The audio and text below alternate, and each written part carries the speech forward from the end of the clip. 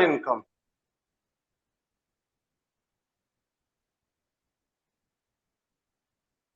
नहीं लेनी, transfer income नहीं लेनी।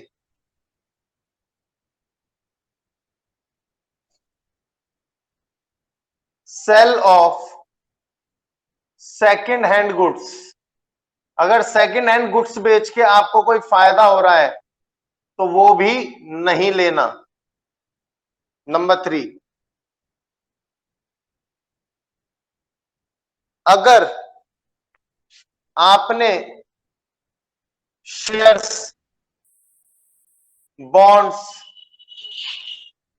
एक्सेट्रा इनसे कमाई करी है, शेयर, बॉन्ड्स और डिबेंचर्स, इनसे कमाई करी है तो भी नहीं लेना है ये। नंबर 4, विंडफॉल गेन्स नहीं लेने। सर विंडफॉल गेन्स क्या होता है? बेटा विंडफॉल गेन्स ऐसा होता है जैसे कि घोड़ों की रेस पे पैसा लगाना, लॉटरी में पैसे मिल जाना, ये सब विंडफॉल गेन्स कहलाते हैं मेरे। इनको ये क्यों नहीं लेते हैं ये अभी बताऊंगा आपको, पहले नोट कर लो इसको बस।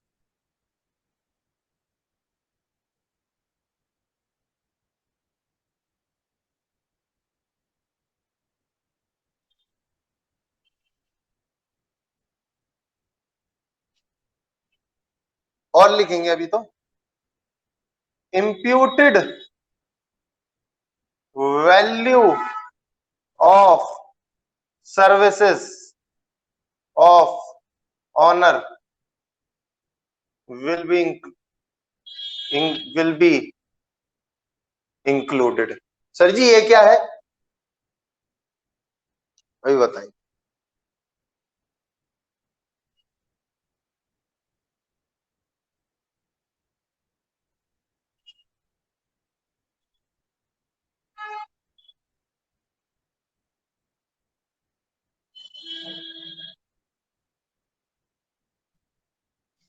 पेमेंट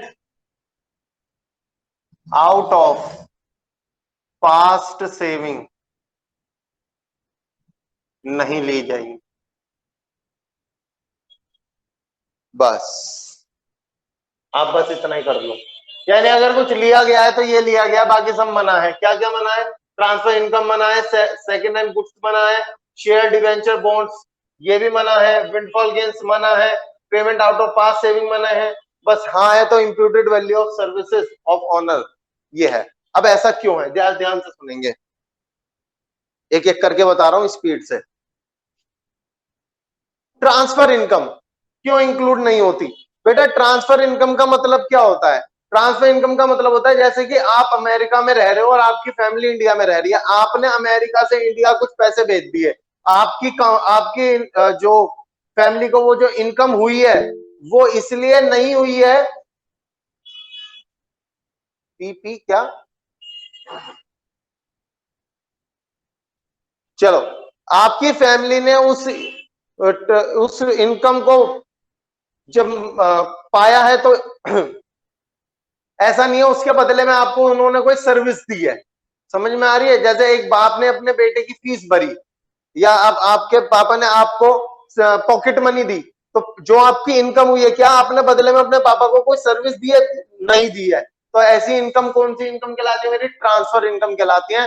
तो ये कोई इनकम में इनकम नहीं मानी गई है, इसलिए इसको हटा दिया गया कि हट जाओ यहाँ से। Sale of second hand goods, इसको क्यों नहीं लिया गया है सर जी? क्योंकि बेटा जब ये पहली बार बिके होंगे तो ये इनकम में आए होंगे, जब ये पहली बार आए बिके होंगे तो ये नेशनल इनकम में काउंट कर लिए गए होंगे। अगर अब ये दोबारा बिक रहे हैं, अगर मैं इसको दोबारा से इसकी सेल को दोबारा से नेशनल इनकम में ले लूं तो इनकम तो हमारे राष्ट्र की आय तो ऐसी दिखेगी अरे बहुत बड़ी कमाई हो रही है हमारे देश, लेकिन वो गलत है। आपके देश में कोई फर्दर प्रोडक्शन नहीं हुआ है, एक ही चीज को आप दोबारा दोबारा बेच रहे हो यूज करके, तो इसीलिए कहा गया है sale of second hand goods नहीं लिए जाएंगे, वरना डबल काउंटिंग की प्रॉब्लम आएगी। Sale of share, bonds and debenture, अब आपने शेयर, रिलायंस के शेयर खरीद रखे थे, रिलायंस के शेयर खरीदे, और शेयर बेच दिया आपने, 10 का खरीदा था 12 का बेच दिया, 2 रुपए का फायदा हो गया आपको। बेटा ये जो फायदा हुआ है नो डाउट आपकी इनकम है, लेकिन क्या हमारे देश में कोई प्रोडक्शन हुआ है? बताओ, क्या हमारे देश में कोई प्रोडक्शन हुआ है? नो, कोई प्रोडक्शन, कोई चीज नहीं बन के तैयार हो गई है जिसकी वजह से इनकम जनरेट हो रही है, तो इसलिए इसको मना किया गया है। विंडफॉल गेन्स, आपने लॉटरी में पैसे जीते, इनकम हो गई नो डाउट, क्या कोई प्रोडक्शन हुआ है? नो, हटा दो उसको। फिर है imputed value of service of owner will be included. ये इंप्यूटेड वैल्यू का मतलब क्या होता है? इंप्यूटेड वैल्यू का मतलब ये होता है कि जो एक मालिक अपने बिजनेस को सर्विस दे रहा है अपने पास से, जैसे सर मालिक ने बिजनेस में कैपिटल लगाई, मालिक ने बिजनेस को टाइम दिया, तो ये मालिक बिजनेस को दे रहा है। सोचो ये टाइम अगर मालिक ना देता तो इस टाइम को कहीं और लगाता, कहीं और लगाता तो वहां से इनकम भी आती, वो इनकम आप आ नहीं पा रही है। तो ये कहलाता है मेरा इंप्यूटेड वैल्यू, यानी कि आपको एस्टिमेशन लेना है कि मालिक जो अपनी सर्विसेज बिजनेस को दे रहा है, अगर ये ना देता तो इससे दूसरी जगह कहां पे फर्क पड़ता, तो उसका एक एस्टिमेशन अमाउंट लो, वो क्वेश्चन आपको दे देगा और यहाँ पे लिख देना है आपको। मैं आपको वही बता रहा हूं बेटा, ऑनर को सैलरी, सुनेंगे जरा, पहली बात मैं आपको एक बात क्लियर कर दूं, मालिक आपने पार्टनरशिप पढ़ रहे हो मेरे से अकाउंट के अंदर, वहां पे मैंने आपको बताया था पार्टनर सैलरी, अगर आपने शायद लेट ज्वाइन करा है जहां तक मुझे याद है, वैसे आपको पता होगा इसके बारे में। पार्टनर सैलरी, वो भी तो पार्टनर भी तो मालिक होते हैं, पार्टनर भी तो मालिक होते हैं, समझ रहे हो नहीं समझ, उनको सैलरी मिलती है। मेरे कहने का लेकिन यहाँ पे मतलब ये नहीं है साहिल, मेरे यहाँ पे कहने का मतलब यह है कि अगर सपोज करो मैं यहाँ पे पढ़ा नहीं रहा होता तो मैं कहीं नौकरी कर रहा होता, समझो, नौकरी से कमा रहा होता, सैलरी मिल रही होती मुझे, लेकिन अब वो नहीं मिल पा रही, तो एस्टिमेशन लगाओ, मुझे लगता है कि मेरे को कोई 10,000 की नौकरी पे तो रख ही लेता आराम से। तो ये 10,000 रुपए मैंने एक एस्टिमेशन अमाउंट लिया और उसको यहाँ पे शामिल किया जाएगा, ठीक है। मैंने कैपिटल लगाई बिजनेस में, 10 लाख रुपए लगाए, सोचो ये बिजनेस में ना लगा के इसको मैं किसी को ब्याज पे दे देता तो वहां से इंटरेस्ट की कमाई होती ना, अब नहीं हो पा रही, तो एस्टिमेशन लोगी भाई इस पे कितना ब्याज मिलता मेरे को, इंप्यूट करो और यहाँ पे लिख दो, ठीक है जी। आई थिंक मैंने आपके साथ में सफिशिएंट डिस्कशन किया है इसके ऊपर। और फिर आता है payment out of past saving. Payment out of past saving का मतलब होता है जो आपकी पुरानी सेविंग्स है, आपकी जो पुरानी सेविंग्स है आप उसमें से अगर कुछ पे करते हो तो यहाँ पे वो काउंट नहीं किया जाएगा।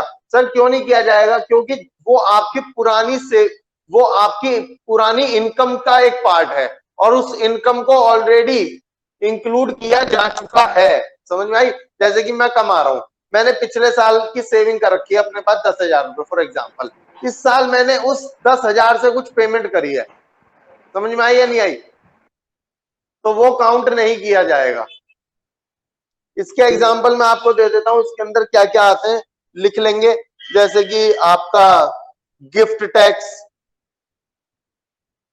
गिफ्ट टैक्स,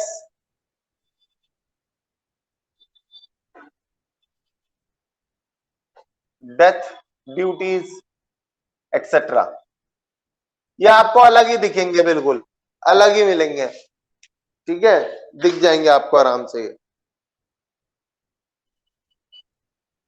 तो बेटा ये था आज का हमारा इनकम मैटर, छोड़ के मत जाना अभी।